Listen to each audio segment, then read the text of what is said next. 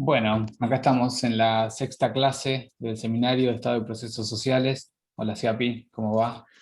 Hola Pablo, bien, con mucho gusto de vernos nuevamente en clase, Acá estamos compartiendo esta clase. compartiendo esta clase. Ya estamos como en la recta final, terminando digamos, tenemos este encuentro, el próximo encuentro y ya cerrando el seminario. Y de acuerdo a lo que venimos transitando como parte de la programación, en esta ocasión nos toca abordar específicamente la pregunta por el Estado en el marco del neoliberalismo, ¿no? Eh, ¿qué, qué tipo de conformación podemos ver ahí en términos sociales, culturales y, bueno, y su manifestación en el Estado? Eh, sin dudas es hablar también de la actualidad, ¿no? Digamos, el neoliberalismo sigue siendo el sistema imperante, el cual nos sobrevivimos. Y bueno, y ahora vamos a tratar de hacer un poco, ¿no? Volver a ese inicio del neoliberalismo, cuál ha sido un poco su devenir y encontrar algunas pistas. Eh, no sé si, Api, si querés arrancar por algún lugar, digamos, Sí, cómo explicaríamos bueno, de dónde viene sí, esta formulación? como bien decís vos, Pablo, estamos hablando, ya estamos en el presente, ¿no? Pero el neoliberalismo, aunque lo niegue, tiene un pasado, ¿no?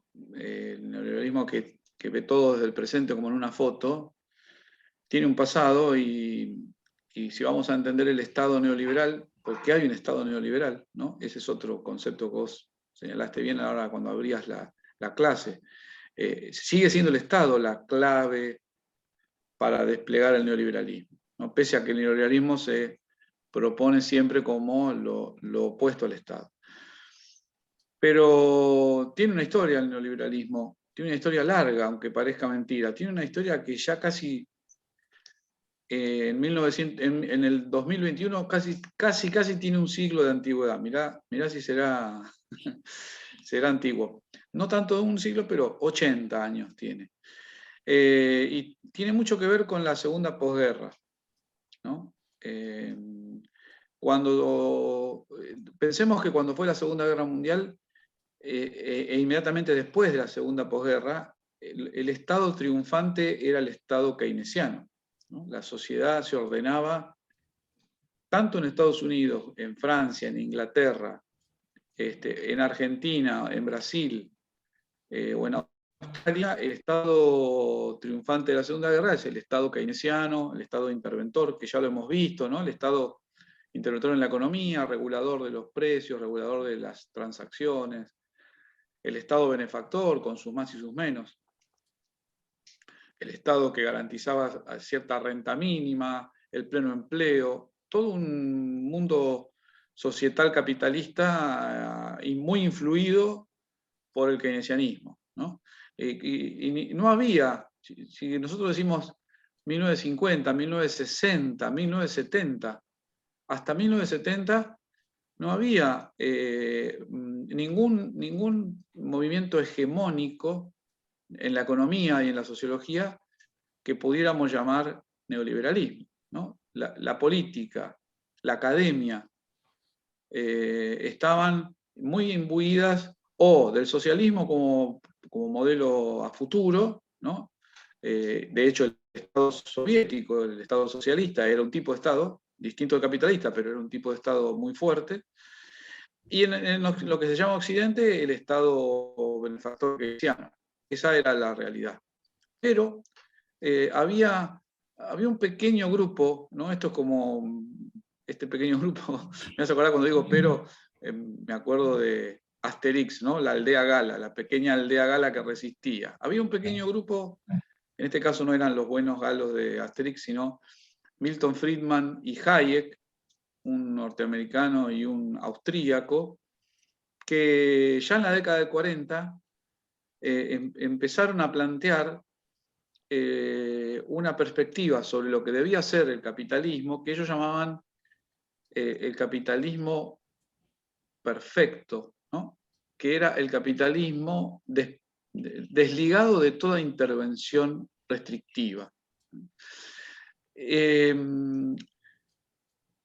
Nadie le daba bolilla, o sea, sobre todo cuando Friedman empezó a desplegar estos modelos, eran todos modelos económicos, modelos matemáticos, modelos de escritorio. No había un solo ministro de Economía neoliberal en el mundo, ni ningún político serio que escuchara lo que decía Friedman en la Universidad de Chicago y dijera, esto es lo que hay que hacer, ¿no? Porque ¿qué es lo que decía Friedman? Decía que había que desmantelar el Estado.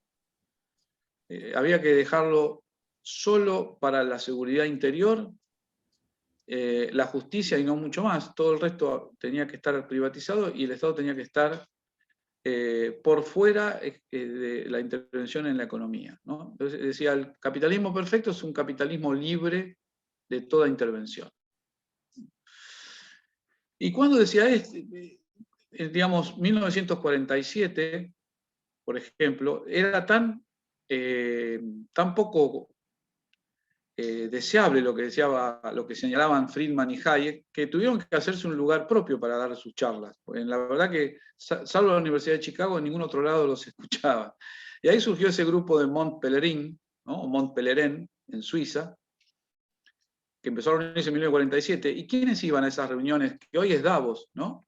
Hoy el origen de Davos es Mont Pelerin, un lugar de veraneo en Suiza, donde se reunían Hayek y Friedman. ¿Con quiénes? Con académicos no, porque nadie iba. Con políticos tampoco.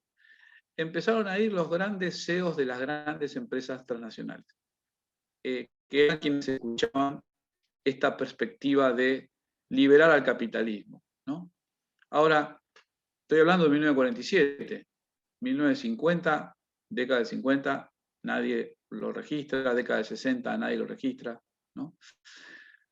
Década del 70, nadie lo registra, salvo en 1973, en Chile, se da el golpe de Estado de la dictadura de Augusto Pinochet, luego del gobierno socialista de la Unidad Popular, y es Chile, 1973, el primer país del mundo que va a desarrollar las ideas de Friedman y Hayek en profundidad, ¿no? Y esto es muy interesante y muy importante para América Latina. Pensemos que todavía van a faltar casi 10 años para que Reagan haga lo mismo en Estados Unidos, Thatcher en Inglaterra, ¿no? Y 20 años para el menemismo o Salinas de Gortari en México. O sea, el caso de Chile es el caso fundacional de las políticas neoliberales como política económica en todo el mundo. Por eso es muy interesante ver brevemente, digamos, cómo se llega y cómo es que algo que nadie aplicó en ningún lugar, de golpe se aplica en plena dictadura militar. Y es muy interesante ver ahí cómo Friedman y el grupo de la Universidad de Chicago, que eran como una especie de diríamos hoy, fundamentalistas, ¿no? Ellos, como sigue siendo el neoliberalismo, ¿no? Un fundamentalismo dogmático, ¿no? No se mueven ni un ápice de donde se habían puesto. Y vos fíjate qué interesante, en 1953 hay un principio de acuerdo entre el representante de Estados Unidos en Chile, de la ayuda exterior norteamericana, la USAID, ¿no? la ayuda exterior norteamericana en Chile. El representante en Chile de la ayuda exterior norteamericana hace un acuerdo con la Universidad de Chicago para hacer un programa de becarios. 1953. Faltan 20 años para Pinochet. Faltan 30 años para Salinas de Gortari. Sin embargo, la Universidad de Chicago ya quiere hacer un programa de formación, ¿no? Y fíjate qué interesante, que le proponen ese programa hacerlo a la Universidad de Chile, que es estatal. Año 53. La Universidad de Chile que dice que no, porque el programa no tenía pluralidad. Era un programa estrictamente neoliberal. No tenía ninguna pluralidad ideológica.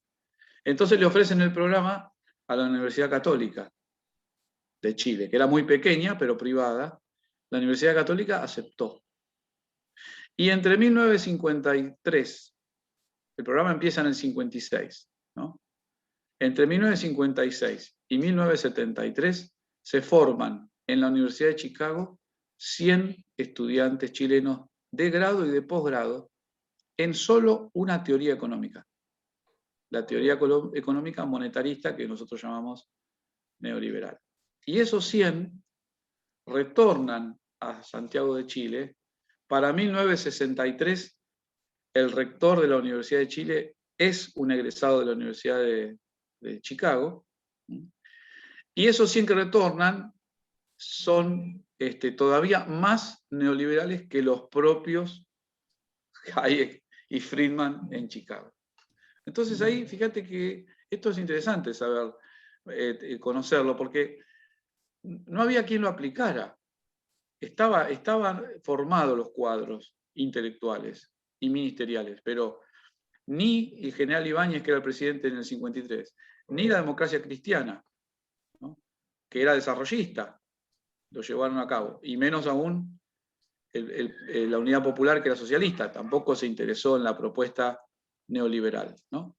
El momento de ruptura es el momento del golpe de Pinochet. Pinochet tampoco tenía idea de economía, ni tenía un plan económico. Pinochet lo que tenía era un plan político, era terminar con el marxismo, como lo llamaba él, o el comunismo. ¿Quién le acerca el programa neoliberal? Acá hay una articulación muy interesante. La Universidad Católica de Chile, el diario El Mercurio. En las imprentas del diario El Mercurio se imprime el plan neoliberal de Pinochet. Se imprime el 11 de septiembre a la noche, y el 12 de septiembre en cada escritorio de un general, incluyendo a Pinochet, estaba el famoso paquete o ladrillo, la política económica, impreso en las imprentas del diario El Mercurio.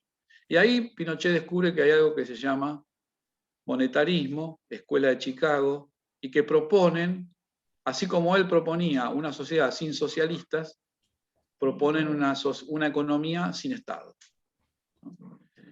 Y entonces los liberadores del mercado entran a la historia de la mano de los dictadores genocidas. Bueno, qué introducción impresionante, ¿no? Porque digo, pienso en, bueno, por un lado, pensaba en algunas cosas que venimos hablando a lo largo del curso. Digo, por un lado está el valor de ese carácter científico que constituye a esta doctrina. eh, y bueno, digamos, también fuimos diciendo el peso de las ideas, ¿no? Digamos, el peso de esta doctrina, de esta lógica del capital, como logra imponerse. Digo, de hecho, cuando lo relatabas, digo, uno puede, ahora que hacemos todas analogías con la pandemia, bueno, parecía un poco así, ¿no? Digamos, como ese momento de expansión. Y también me hacía pensar en el trabajo de Naomi Klein, ¿no? De la doctrina del shock, ¿sí? Digamos, cómo también es un modelo económico que se logró instaurar en esos momentos, ¿no? Esos momentos de shock, y bueno, de discrecionalidad también sobre la sociedad, digamos. Si no, digamos, hubiesen sido políticas difíciles de implementar, pero bueno, digamos, ahí hay o también pienso también en el escenario, ¿no? El escenario es el escenario internacional de Guerra Fría, salida de la Guerra Fría, y ese escenario de triunfo, ¿no? De triunfo del capital y bueno, de un desarrollo ahí, de expansión como sin límites, que digamos, como un poco venimos acá también reponiendo, digamos, como esas dimensiones están atadas también a los desarrollos técnicos y tecnológicos que están también configurando otra sociedad, porque también es, de alguna manera, el afianzamiento de la sociedad de masas, ¿no? Digamos, y bueno, Sí. y toda esta acumulación traumática de la experiencia de los fascismos, y bueno, digamos, como una gran disputa, pero realmente también incluso cuando vos, digamos, haces este raconto, uno piensa también de qué manera se había dimensionado también el fracaso del liberalismo en esa primera instancia que llevó nuevamente al estado de bienestar y bueno, de qué manera también esa composición de ese mundo unipolar que significó la salida de la Guerra Fría fue como para este proceso civilizatorio terrible, ¿no? Porque digamos, dejó, eh, bueno, la lógica del más fuerte, ¿no? Primando esa lógica del más fuerte. eh, y, Sí, y digo, bueno, esto, digamos, una nueva instancia de colonización, ¿sí? Digamos, sí, sí, como bien señalás vos, ahí se habilita sobre todo, bueno, incluso con el fin de la Guerra Fría, y ya la Guerra Fría fue un proceso exitoso de contención del socialismo, ¿no? Porque en realidad el concepto de Guerra Fría, al congelar los lugares de expansión del socialismo, ya es un triunfo capitalista, ¿no? Digamos, esa discusión, esa discusión antigua entre el trotskismo y el Partido Comunista en la Unión Soviética se resolvió por el lado de la Guerra Fría. Así, bueno, la Guerra Fría es un concepto de dividimos el mundo en dos, pero dividir el mundo en dos con el capitalismo de un lado es en realidad un triunfo capitalista. Y eso se vio luego con el derrumbe del muro y el colapso soviético. Y en ese trayecto, lo que, digamos, el neoliberalismo aparece como una salida, porque bien decías vos, ¿no? La segunda posguerra hay un desarrollo económico enorme. El capitalismo recupera su potencia transformadora, que es mucha, ¿no? En la búsqueda del capital, en la búsqueda de la rentabilidad, y entonces se empiezan a dar una serie de fenómenos: la transnacionalización de las grandes empresas a nivel mundial, la deslocalización de la producción, ¿no? La necesidad de que los activos financieros fluyan libremente. Todo eso ocurre antes del neoliberalismo. El neoliberalismo tiene la respuesta ideológica para que eso que está fluyendo y que está de algún modo encorsetado por el Estado keynesiano se libere totalmente, ¿no? O sea, lo que las élites internacionales empiezan a ver a fines de los 60, principios de los 70, es que todo muy bien con el Estado intervencionista, el Estado keynesiano, el Estado benefactor, pero que podrían ganar mucho más. Su nivel de rentabilidad sería mucho mayor a partir de la transnacionalización, de la deslocalización, de la circulación libre de activos financieros. Podrían ganar mucho más que en ese modelo del Estado interventor, ¿no? Y entonces ahí es donde hay, diríamos hoy, una vacancia de ideas, porque el keynesianismo tiene digamos, un conjunto de ideas que lo sostienen, que son las de controlar de algún modo la economía para pleno empleo, mejora salarial, más consumo, más empleo, más producción. Eso ya no le servía al capital.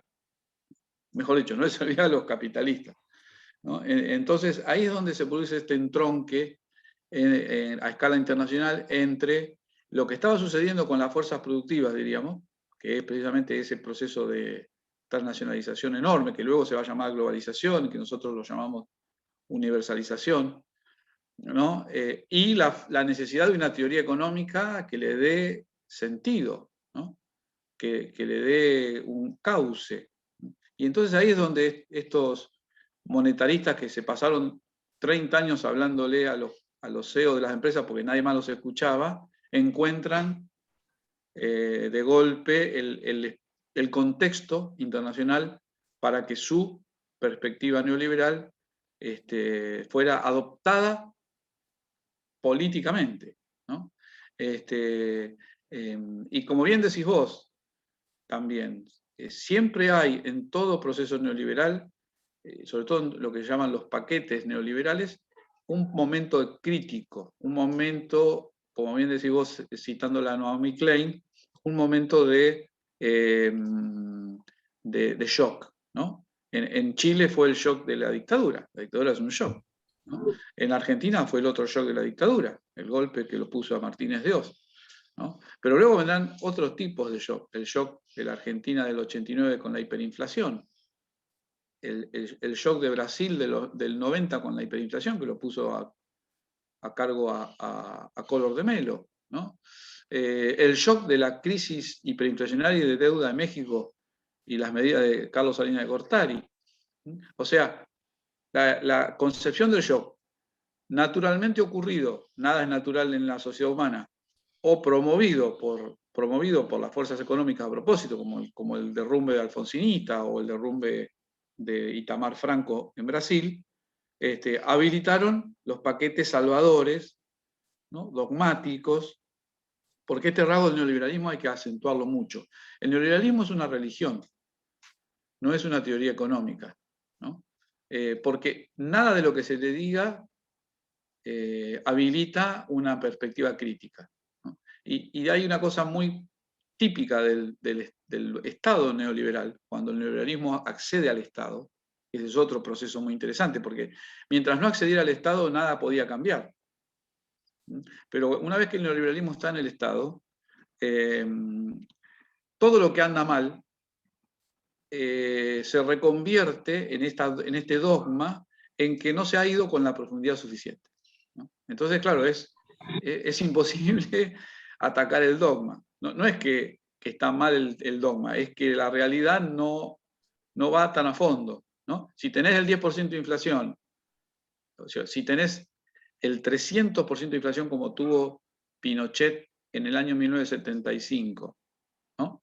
La mayor inflación del mundo, bajo un sistema neoliberal, ¿qué le dijeron los neoliberales? Es que usted no fue a fondo. Si tenés a Cavallo, ¿cómo te explica Cavallo asume el Ministerio de Economía la segunda vez en el 2001? ¿Qué dice Cavallo? De lo que pasa es que no fuimos a fondo. Ya habían hecho todo el desastre, pero la teoría neoliberal es eso, es un dogma, no se corresponde con ninguna realidad y no se mueve, ¿no? Bueno, crea su propia realidad también, ¿no? Digamos, está sostenida en un ideario, digamos, ganó elecciones, digamos, posteriormente, digamos, como se afianzó, o se afianzaron sus representantes de alguna manera, logrando ciertos consensos. Eso es, digamos, bueno, justamente hablando también sobre una tremenda hegemonía, eh, pero bueno, amparada también de alguna manera en expansión del consumo, vía exclusión, y bueno, también obviamente profundizándose allí todo ese proceso de exclusión, como ya sabemos, a partir de que el capital ya no demanda ni siquiera la explotación de sus obreros para reproducirse. Entonces, bueno, No, ahí claro. estamos ante esa situación tan increíble, ¿no? Porque, digamos, como esa situación de desigualdad tan extrema que el mismo sistema genera, demanda Estado, porque no hay otro modo de sostenerlo, pero bueno, ahí entra en un juego muy perverso. Pero bueno, pensaba en esto, ¿no? En el impacto cultural, ¿no? Cómo este neoliberalismo también se construyó también en base a una cultura muy marcada por el consumo, muy marcada por el individualismo, por este discurso de la meritocracia. Me imagino ahí también, digamos, pensando también en estos orígenes que vos también reconstruís, muy marcada por el anticomunismo, ¿no? Digamos, como que eso me parece que sí son parte de sus rasgos también más fascistas de alguna manera. eh, y, y bueno, digamos, hay una promesa, ¿no? De alguna manera hay una promesa de un paraíso que está en el consumo, digamos que es la posibilidad. Esto, si Dios ha muerto, bueno, el consumo parece como esta nueva posibilidad de realización. ¿Cómo Sí, caracterizarías también ese proceso de transformación cultural? sí, es una teoría económica, el neoliberalismo es una teoría económica que se va constituyendo, como bien señalás vos, crea su propia realidad, ¿no? Se presenta como una teoría económica y lenta, pero inexorablemente se va ampliando, ¿no? Diríamos, va conquistando las casetas del Estado en general, como decía Gramsci, ¿no? las casetas del capital, que son el Estado y es el mundo cultural, ¿no?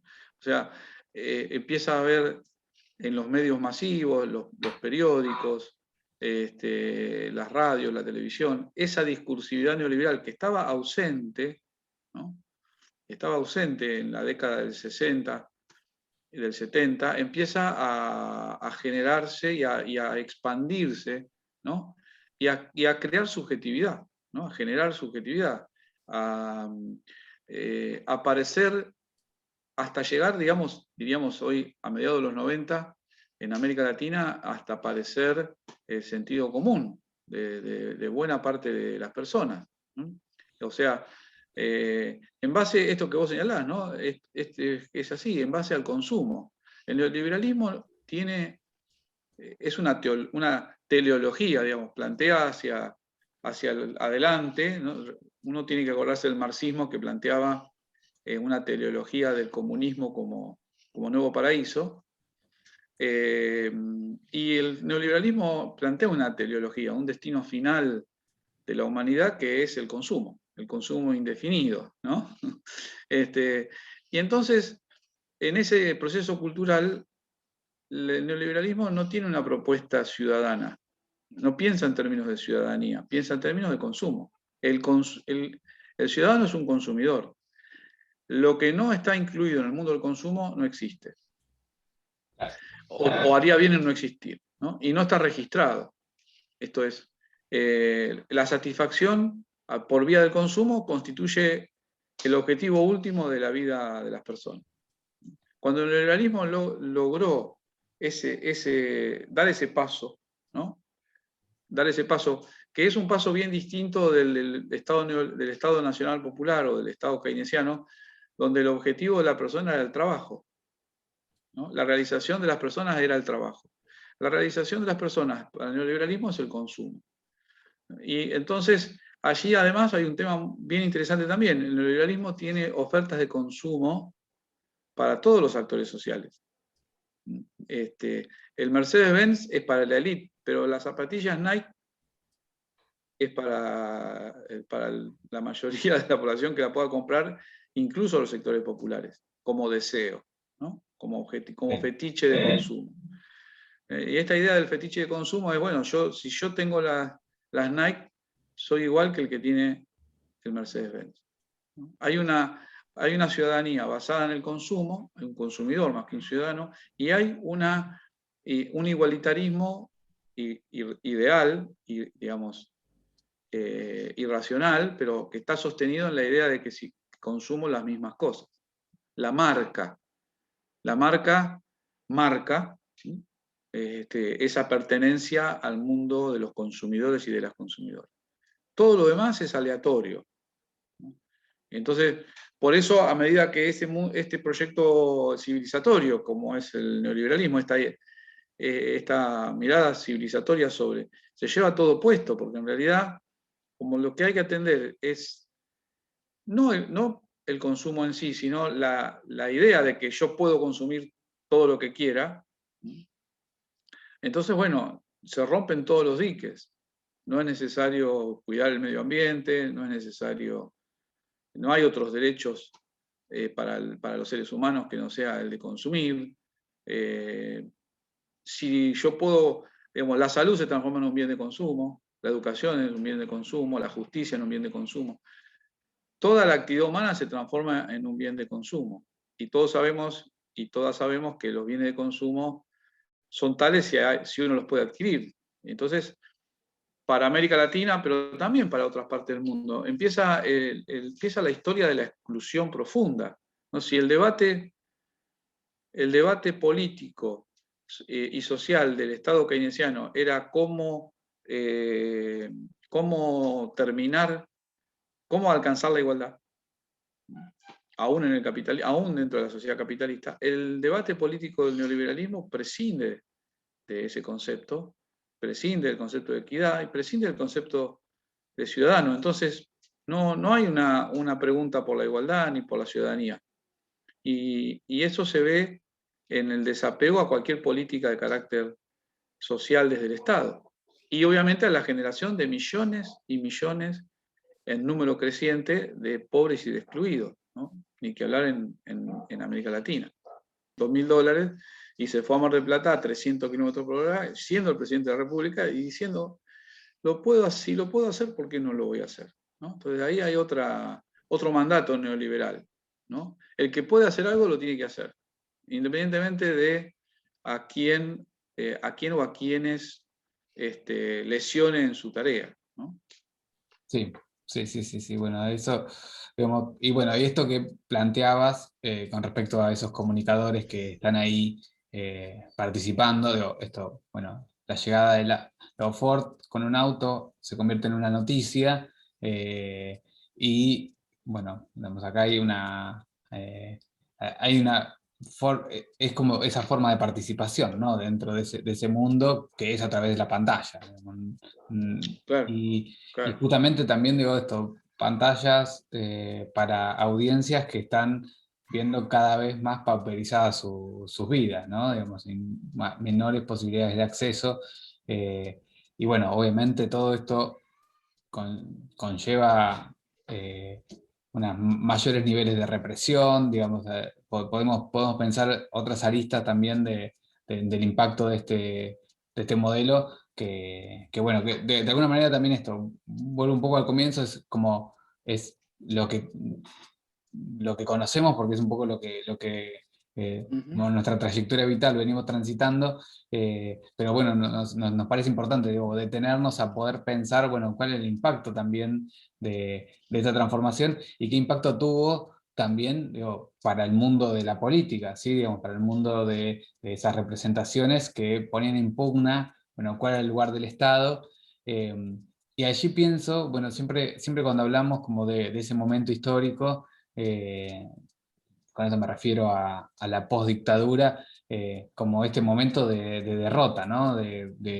Como de esta idea del fin de los grandes relatos, el fin de cierta promesa de una transformación.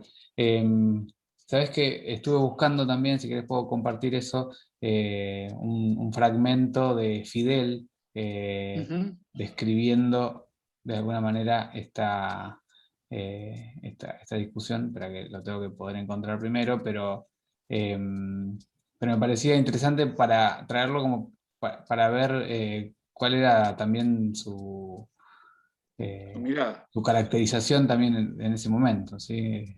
Quiero buscar el fragmento que sí había encontrado, que estaba bien. Eh,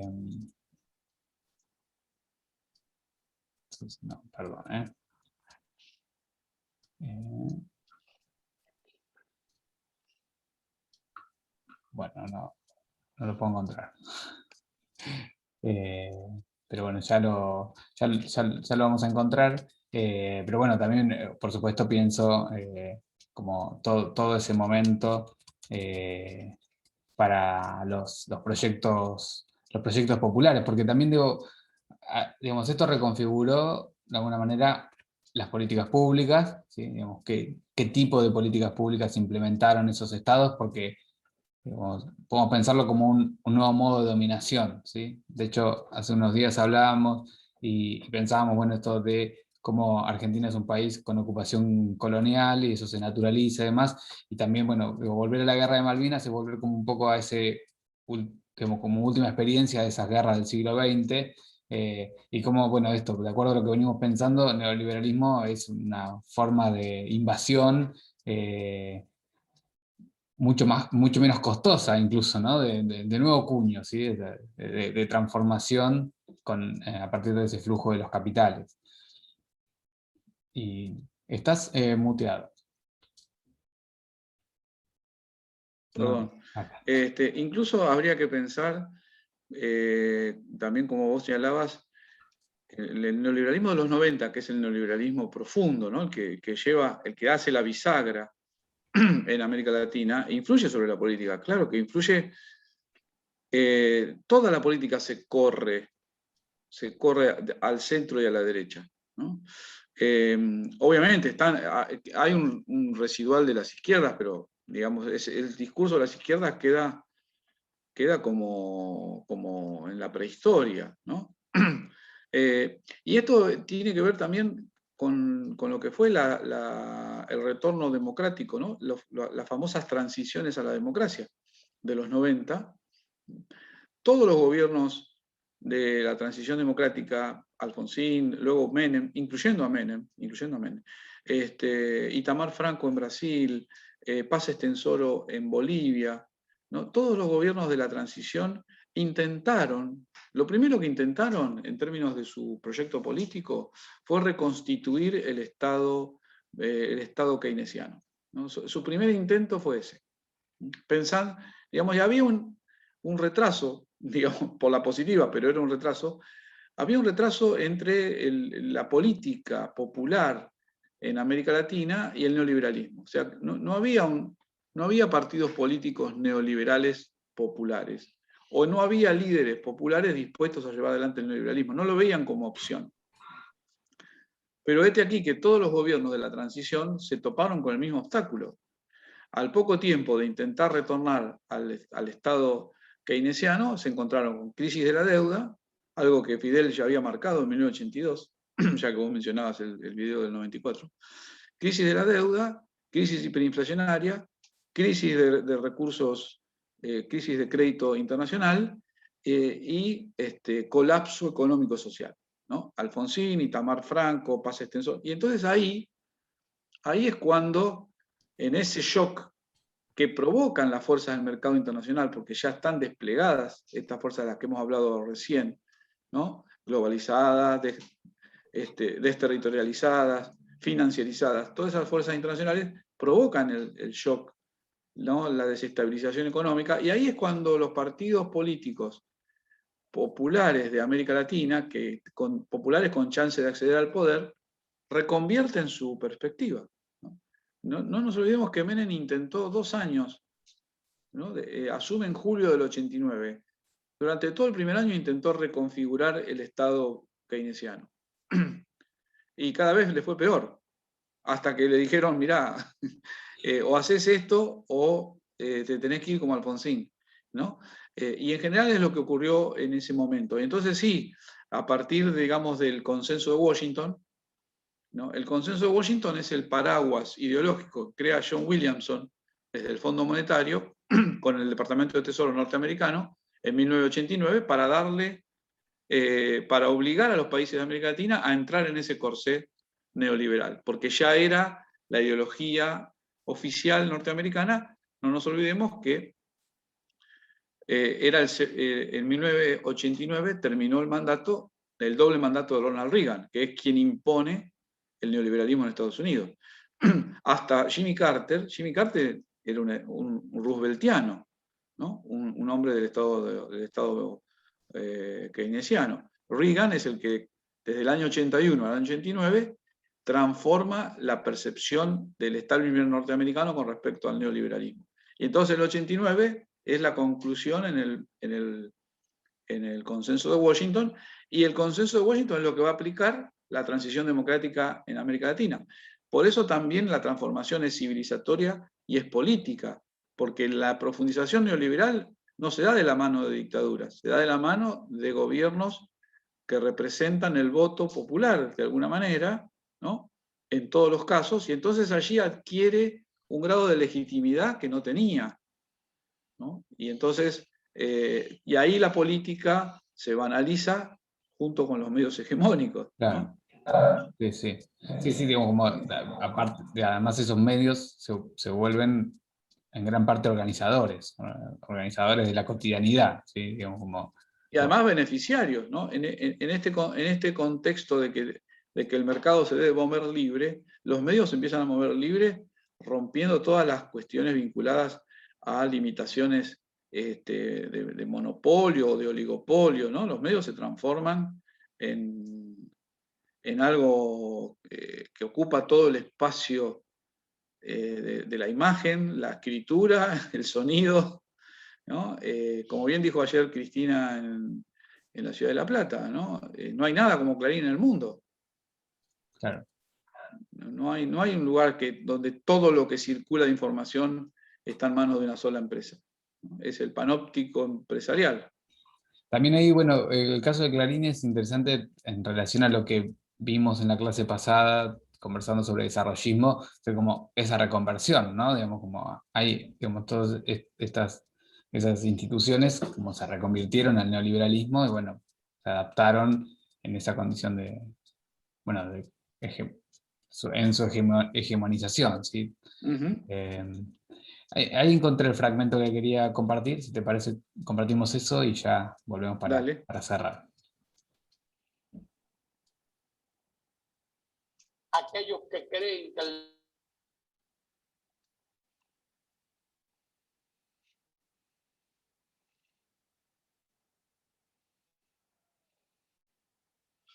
Este es un discurso del 94, como decíamos. Me parece, bueno, es impactante esa idea, ¿no? De la sobrevivencia, un momento de sobrevivencia, pero también pensando en una etapa posterior, porque de alguna manera está como ahí sobrevolando esa idea del fin de la historia, ¿no? Del cierre Claro. de, de Sí, esa bueno, ahí, esperanza, bueno, ¿no? una vez que habla de Fidel, como que agregar algo es como una falta de respeto, pero sí, claramente yo escuchaba y es año 94. Fíjate qué interesante también la diferencia que hay entre los liderazgos políticos con formación y con formación profunda, ¿no? Y con convicciones profundas. Ese discurso del 94, en plena hegemonía neoliberal, en pleno optimismo neoliberal, porque esto es muy interesante también. El neoliberalismo ofreció una salida ideológica potente, muy potente, discursiva y discursivamente, ¿no? Y entonces las élites capitalistas se abrazaron a ese neoliberalismo, ¿no? Y lo que dice Fidel, yo lo veía y lo escuchaba y pensaba en el Fidel del 2005, ¿no? 9 años después, ¿no? O sea, fíjate qué interesante también poder cotejar lo que es la voluntad política, ¿no? En el año 24, para buena parte de los países de América Latina, la política, la historia estaba muerta, ¿no? Claro. Fidel dice, la historia no murió, la historia sobrevive y sobrevivirá, ¿no? Y para muchos políticos del 94, Fidel era un dinosaurio. Claro. 9 años después, con Chávez, Evo, Lula, los movimientos sociales, ¿no? Prácticamente Cuba, Nicaragua, toda América del Sur y algunos países del Caribe y América Central están desarticulando la construcción neoliberal del ALCA, ¿no? 9 años, no un siglo. Sí. Ya en el 2005 no parecía tan optimista el neoliberalismo, ¿no? Bueno, había generado desastres y explosiones sociales y lo demás. Por eso está bueno este discurso, porque muestra también además la potencia de la resistencia, ¿no? Claro. De la resistencia y de las convicciones políticas para la resistencia. Sí, y también esto de estar registrando que se constituyó un tiempo nuevo también en esta transformación. Bueno, hay eh, esa lucha no se va a dar del mismo modo, ¿no? Entonces, No, bueno, claro, eso claro. ha llevado a Sí, hablar a estas hipótesis del socialismo del siglo XXI, bueno, claramente, sí. Obviamente que no hay, la salida del neoliberalismo no se va a dar en los términos que se podía haber dado en la década del 60. Pero bueno, el mundo también, el mundo es otro. Y también hoy, digamos, son otras las derechas. Hoy las derechas no. Yo escuchaba el viernes pasado, escuché una conferencia que dio García Linera en el Grupo Puebla, este viernes que pasó, ujú, muy interesante, muy interesante, como todo lo que desarrolla el compañero Linera. Y él decía que él habla de un cansancio de las élites, ¿no? Sí, usa la palabra, ¿no? Un cierto ocaso del neoliberalismo en términos ideológicos, que ya no tiene la frescura ni propone, ¿no? Ni claro. la propuesta arrolladora de los 90. Y en eso me parece que estoy de acuerdo con eso hoy, ¿no? Las élites hoy, y por eso se radicalizan. Por eso retorna el discurso brutal del fascismo. Porque las élites ya no hablan de reforma del Estado, ya no hablan de libre circulación de los bienes financieros, ya no hablan de ajuste estructural, ¿no? Han vuelto a sus discursos más conservadores brutales, ¿no? Hablan de la meritocracia, no hablan de la riqueza que va a derramar de la copa, hablan de quedarse con la copa. Hay un retroceso político de las élites, porque el neoliberalismo tenía una cierta sutileza, digamos, un modo bastante más sutil que el que plantean hoy las derechas, porque no tienen ideología alternativa, ¿no? Pero Claro. bueno, eso es para otro capítulo de nuestras clases. Eso es para la próxima, donde ya estaremos ahí cerrando y bueno, y pensando algunas cosas más de este siglo XXI. Así es. Donde nos vamos entrando con estas discusiones. Así que bueno, si te parece, dejamos por acá y nos volvemos a encontrar en la próxima, que sería ya nuestro último encuentro. Perfecto, así es. Un gusto, como siempre. Bueno, a seguir pensando. Nos vemos en la próxima. A seguir pensando nuestro mundo. Totalmente.